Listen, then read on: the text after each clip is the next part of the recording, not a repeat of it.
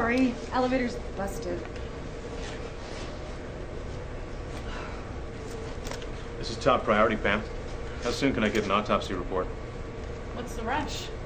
Oh, wow. It's not often we get celebrities like this in here. Yeah. Hey, isn't that the big boss for the Scalato family? Is this a mob hit? Sure hope not. Well, this is going to be a very busy place.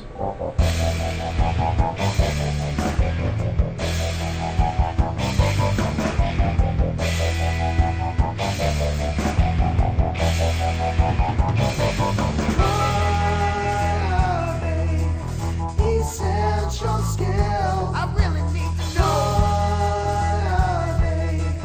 Essential skill. Tell me what they are.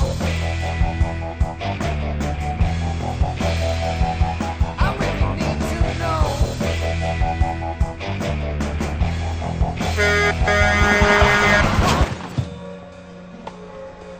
Poor guy. Couldn't have seen that coming, eh? Must have been in a hurry to get out of the way of this gravel truck. You see who the Vic was? Head of the Scalato family. El Scalato. Gotta be kidding. Now, the way I see it is, he wasn't trying to outrun the truck. He was pushed.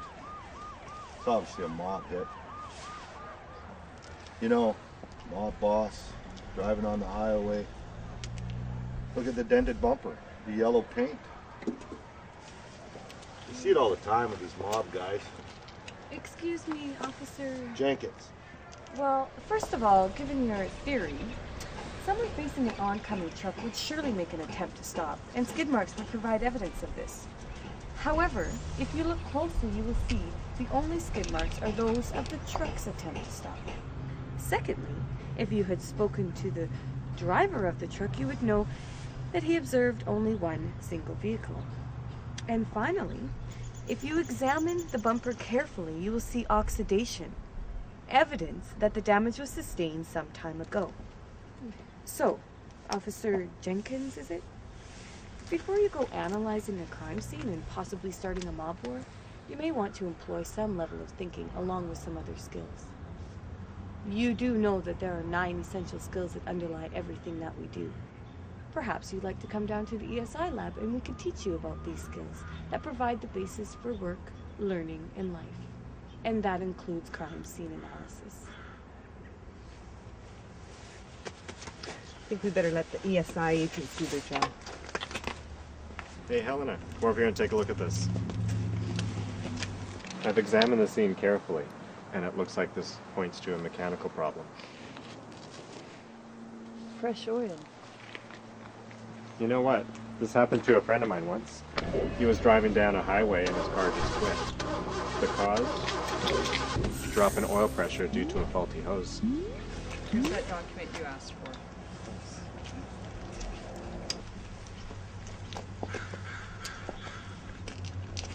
This car was serviced this morning. Maybe this isn't our crime scene.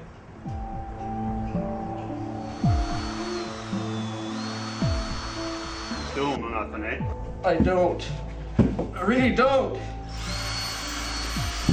Please, drop the drill. Go home, Eddie. This wasn't a hit. What makes you so sure? It's called evidence, Eddie. We've got evidence it's not a hit.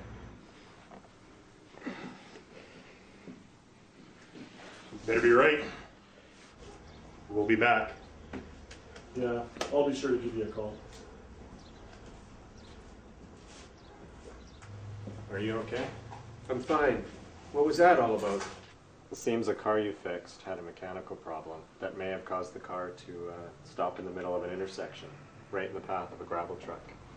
You get the picture? We found a work order with a list of repairs with your shop's name on it. Do you own this shop? No. Jake won't be back today. Maybe you can help us. Do I need a lawyer? Do you have anything to hide? No. Listen, we just need some information. We know you know this customer, Al Scalato. Yeah, sure do. In fact, it was the last job we did this morning, right here in this bay. I was working back here. He dropped the car off with the owner, Jake. I could hear their conversation. He told Jake the problem he was having. Look, it's obvious Sal Scalato was not with us. So if you don't want to be an accessory to a crime, if in fact there is a crime, you'll cooperate with us. Well, Mr. Scalato was telling Jake the problem he was having, but I don't think he really got it. Oral communication, an important essential skill. In fact, lack of effective communication can result in misunderstandings and misinformation, resulting in poor problem-solving skills when diagnosing or repairing a problem. What do you think? Definitely a possibility. He was speaking with a lead mob boss, and that can make anybody nervous, for sure. No, I think he understood Mr. Scalato. I just don't think Jake knew how to fix the problem. Why do you say that? Well, Jake was just learning a new diagnostic tool, a computerized scan, but he really struggled with it. He's old school, doesn't know computers.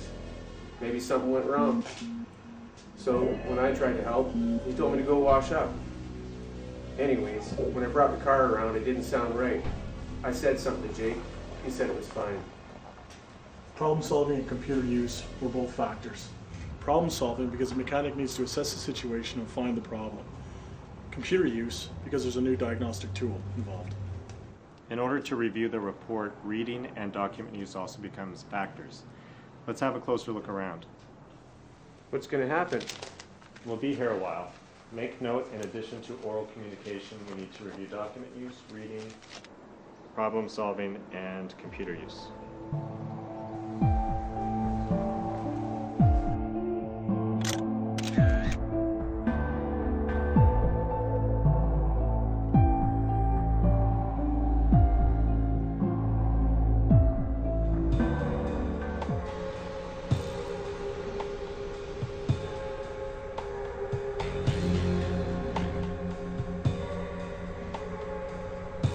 Sam, can we explain what happened yet?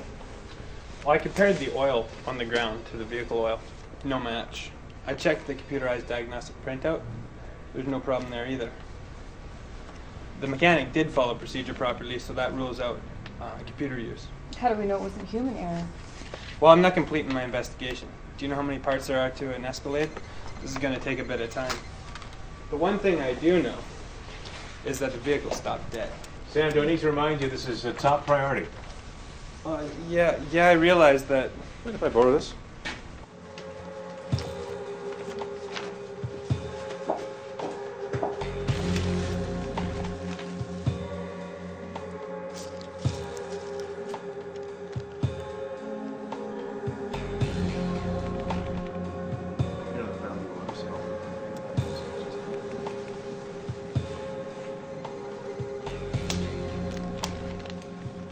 The evidence from Jake's auto shop? Yeah.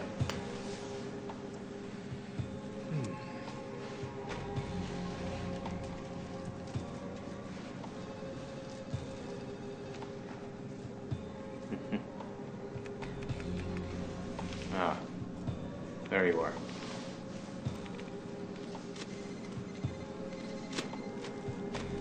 Get this over to Sam.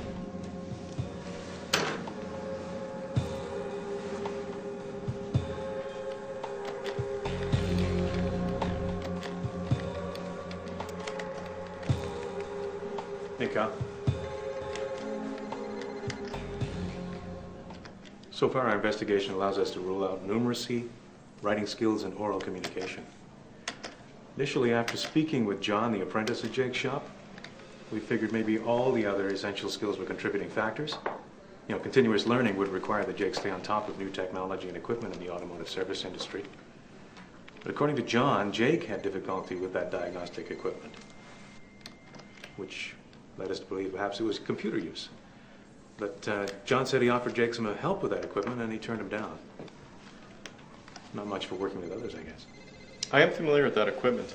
It generates a report, a document that displays information in a format that Jake was probably not familiar with. And some of the information contains written text, which requires reading skills. And locating that information is critical for Jake's ability to problem solve and or use thinking skills to properly diagnose and repair Mr. Scaleto's car. However, Sam was able to rule out computer use. There is evidence that Jake was able to interpret and understand those scan reports. So I'm working on some new theories in light of some of those parts we found.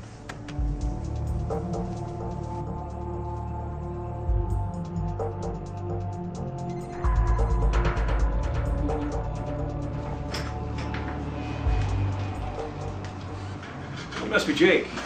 Yes. Anything I can help you with? I'm Jeff Grisson from the Essential Skills Investigation Team. Can I show you something? Can you tell us what that is?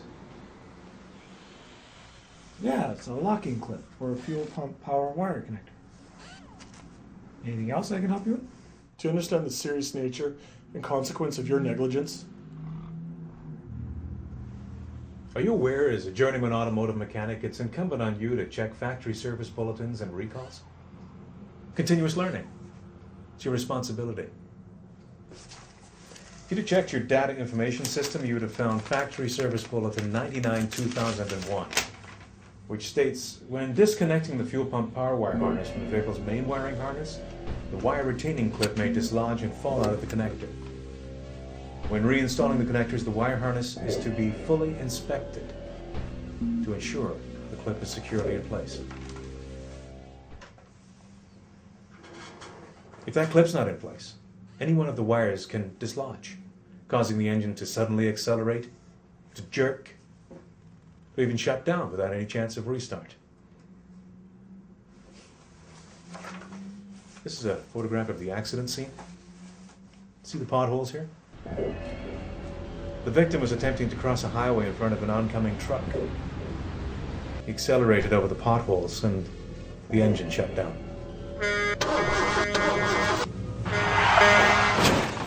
Maybe you could brush up on all of your essential skills. You know, we all would have thought this mobster was going to die from a piece of lead, not a piece of plastic.